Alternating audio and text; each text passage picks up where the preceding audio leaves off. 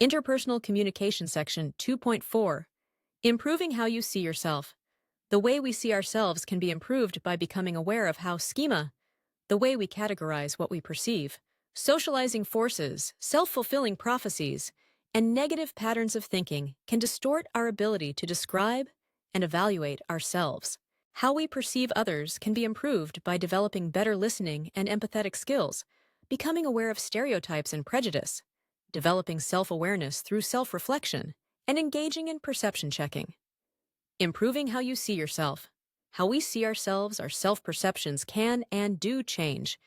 Recall that we have an overall self-concept and self-esteem that are relatively stable, and we also have context-specific self-perceptions. Context-specific self-perceptions vary depending on the person with whom we are interacting, our emotional state, and the subject matter being discussed. Becoming aware of the process of self-perception and the various components of our self-concept, which you have already started to do by studying this chapter, will help you understand and improve your self-perceptions. Since self-concept and self-esteem are so subjective and personal, it would be inaccurate to say that someone's self-concept is right or wrong. Instead, we can identify negative and positive aspects of self-perception, as well as discuss common barriers to forming accurate and positive self-perceptions.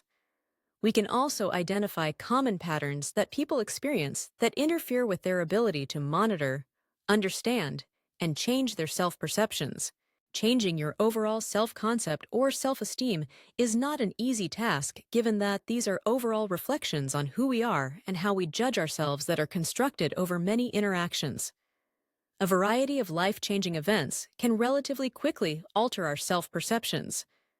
Think of how your view of self changed when you moved from high school to college. Similarly, other people's self-perceptions likely change when they enter into a committed relationship, have a child, make a geographic move, or start a new job. Aside from experiencing life-changing events, we can make slower changes to our self-perceptions with concerted efforts aimed at becoming more competent communicators through self-monitoring and reflection.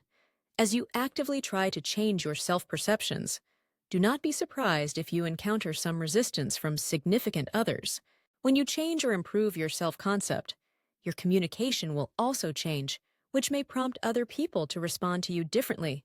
Although you may have good reasons for changing certain aspects of your self-perception, others may become unsettled or confused by your changing behaviors and communication. Remember, people try to increase predictability and decrease uncertainty within personal relationships. For example, many students begin to take their college education more seriously during their junior and senior years. As these students begin to change their self-concept to include the role of serious student, preparing to graduate and enter the professional world, they likely have friends that want to maintain the semi-serious student who doesn't exert much consistent effort and prefers partying to studying role that used to be a shared characteristic of both students' self-concepts. As the first student's behavior changes to accommodate this new aspect of his or her self-concept, it may upset the friend who was used to weeknights spent hanging out rather than studying. Let's now discuss some suggestions to help avoid common barriers to accurate and positive self-perceptions and patterns of behavior that perpetuate negative self-perception cycles. Avoid reliance on rigid schema. Schemata are sets of information based on cognitive and experiential knowledge that guide our interaction. We rely on schemata almost constantly to help us make sense of the world around us. For example, in searching for the ideal mate, you may have a prototype for what makes that person perfect. You also use schemata in describing phenomena. For example, the use of personal constructs. Defining yourself as intelligent or unintelligent is another way schemata is used. Personal constructs are often stated using terms that are polar opposites.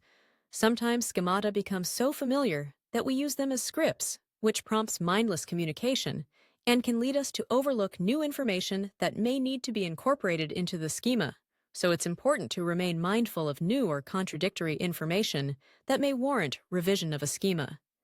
Being mindful is difficult, however, especially since we often unconsciously rely on schemata. We are not the same people today that we were 10 years ago. Perhaps 10 years ago you were unable to do complex math, and you called yourself unintelligent. That way of thinking could lead to a rigid schema, and you could still think of yourself that way. This example illustrates the importance of keeping your schemata flexible. Be critical of socializing forces. We learned earlier that family, friends, sociocultural norms, and the media are just some of the socializing forces that influence our thinking and therefore influence our self-perception. These powerful forces serve positive functions, but can also set into motion negative patterns of self-perception. Two examples can illustrate the possibility for people to critique and resist socializing forces in order to improve their self-perception. The first deals with physical appearance and notions of health, and the second deals with cultural identities and discrimination. Physical appearance and health. We have already discussed how the media presents us with narrow and often unrealistic standards for attractiveness. Even though most of us know that these standards don't represent what is normal or natural for the human body, we internalize these ideals, which results in various problems ranging from eating disorders to depression to poor self-esteem. A relatively overlooked but controversial and interesting movement that has emerged partially in response to these narrow representations of the body is the fat acceptance movement.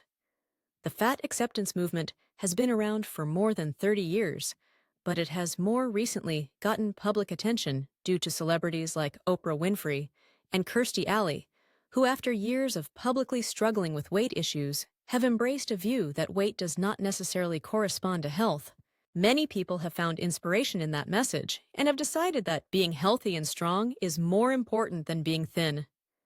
The Healthy at Every Size movement and the National Association to Advance Fat Acceptance have challenged the narrative put out by the $30 billion a year weight loss industry that fat equals lazy, ugly, and unhealthy. Conflicting scientific studies make it difficult to say conclusively how strong the correlation is between weight and health, but it seems clear that a view that promotes healthy living and positive self-esteem over unconditional dieting and a cult of thinness is worth exploring more given the potential public health implications of distorted body image and obesity. The Healthy at Every Size movement and the National Association to Advance Fat Acceptance have challenged the narrative put out by the $30 billion a year weight loss industry that fat equals lazy, ugly, and unhealthy. Conflicting scientific studies make it difficult to say conclusively how strong the correlation is between weight and health, but it seems clear that a view that promotes healthy living and positive self-esteem over unconditional dieting and a cult of thinness is worth exploring more given the potential public health implications of distorted body image and obesity. Cultural identities, cultural influences related to identities and difference can also lead to distorted self-perceptions, especially for people who occupy marginalized or oppressed identities. While perception research has often been used to support the notion that individuals who are subjected to discrimination, like racial and ethnic minorities, are likely to have low self-esteem because they internalize negative societal views, this is not always the case. In fact, even some early perception research showed that minorities do not just passively accept the negative views society places on them. Instead, they actively try to maintain favorable self-perceptions in the face of discriminatory attitudes. Numerous studies have shown that people in groups that are the targets of discrimination may identify with their in-group more because of this threat, which may actually help them maintain psychological well-being. In short, they reject the negative evaluations of the out-group and find refuge and support in their identification with others who share their marginalized status. Beware of self-fulfilling prophecies. Self-fulfilling prophecies are thought and action patterns in which a person's false belief triggers a behavior that makes the initial false belief actually or seemingly come true. For example, let's say a student's biology lab instructor is a Chinese person who speaks English as a second language. The student falsely believes that the instructor will not be a good teacher because he speaks English with an accent. Because of this belief, the student doesn't attend class regularly and doesn't listen actively when she does attend. Because of these behaviors, the student fails the biology lab, which then reinforces her original belief that the instructor wasn't a good teacher.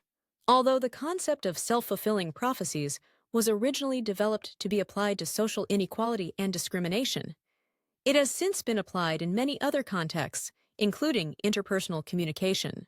This research has found that some people are chronically insecure, meaning they are very concerned about being accepted by others, but constantly feel that other people will dislike them.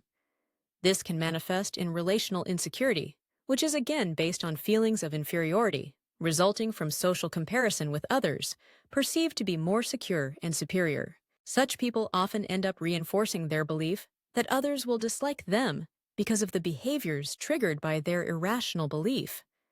Take the following scenario as an example. An insecure person assumes that his date will not like him.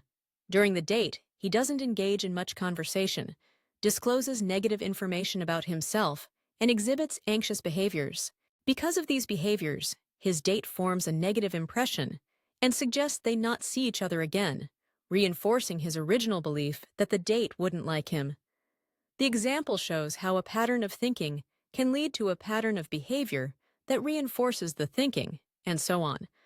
Luckily, experimental research shows that self-affirmation techniques can be successfully used to intervene in such self-fulfilling prophecies.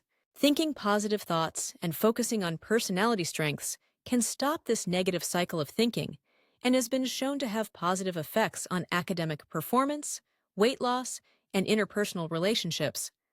Create and maintain supporting interpersonal relationships.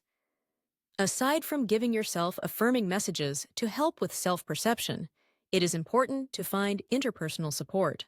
Although most people have at least some supportive relationships, many people also have people in their lives who range from negative to toxic. When people find themselves in negative relational cycles, whether it is with friends, family, or romantic partners, it is difficult to break out of those cycles. But we can all make choices to be around people that will help us be who we want to be, and not be around people who hinder our self-progress. This notion can also be taken to the extreme, however. It would not be wise to surround yourself with people who only validate you and do not constructively challenge you, because this too could lead to distorted self-perceptions. Beware of distorted patterns of thinking and acting. We often engage in distorted thinking without being conscious of it. Learning about some of the typical negative patterns of thinking and acting may help us acknowledge and intervene in them. One such pattern involves self-esteem and overcompensation. People with low self-esteem may act in ways that overcompensate for their feelings of low self-worth and other insecurities, whether it's the businessman buying his midlife crisis Corvette, the country boy adding monster tires to his truck, or the community leader who wears several carats of diamonds. Everywhere she goes, people often turn to material possessions to try to boost self-esteem. While these purchases may make people feel better in the short term, they may have negative financial effects that can exacerbate negative self-perceptions and lead to interpersonal conflict. People also compensate for self-esteem with their relational choices. A person who is anxious about his career success may surround himself with people who he deems less successful than himself. In this case, being a big fish in a small pond helps some people feel better about themselves when they engage in social comparison. People can also get into a negative thought and action cycle by setting unrealistic goals and consistently not meeting them. Similar to a self-fulfilling prophecy, people who set unrealistic goals can end up with negative feelings of self-efficacy, which, as we learned earlier, can negatively affect self-esteem and self-concept. The goals we set should be challenging but progressive, meaning we work to meet a realistic goal, then increase our expectations and set another goal, and so on. Some people develop low self-esteem because they lack accurate information about themselves, which may be intentional or unintentional. A person can intentionally try to maintain high self-esteem by ignoring or downplaying negative comments and beliefs and focusing on positive evaluations. While this can be a good thing, it can also lead to a distorted self-concept. There is a middle ground between beating yourself up or dwelling on the negative and ignoring potentially constructive feedback about weaknesses and missing opportunities to grow as a person. Conversely, people who have low self-esteem or negative self-concepts may discount or ignore positive feedback. To wrap up this section, I'd like to turn to one of my favorite shows and a great source for examples relevant to the perception process, American Idol. I've always enjoyed showing clips from American Idol auditions in my class when I teach about self-perception. As you probably know, the season always starts with audition footage shot in various cities. The range of singing abilities, not to mention personalities, of those who show up for a chance to sing in front of the judges leads millions of viewers to keep tuning in. While it's obvious that the producers let some people through who they know don't have a chance at making it on the show, they also know that certain personalities make for good reality television viewing. I've often found myself wondering, do these people really think they can sing? The answer is sometimes a very clear yes. Sure, some are there just to make a spectacle and hopefully make it on TV, but there are many who actually believe they have singing abilities, even to the point that they challenge and discount the judges' comments. During the contestants' tearful and/or angry post-rejection interview, they are often shown standing with their family and friends, who are also surprised at the judge's decision. These contestants could potentially avoid this emotional ending by following some of the previous tips. It's good that they have supportive interpersonal relationships, but people's parents and friends are a little biased in their feedback, which can lead to a skewed self-concept.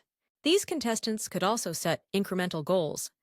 Singing at a local event, or even at a karaoke bar, might have helped them gain more accurate information about their abilities and led them to realize they didn't have what it takes to be an American Idol.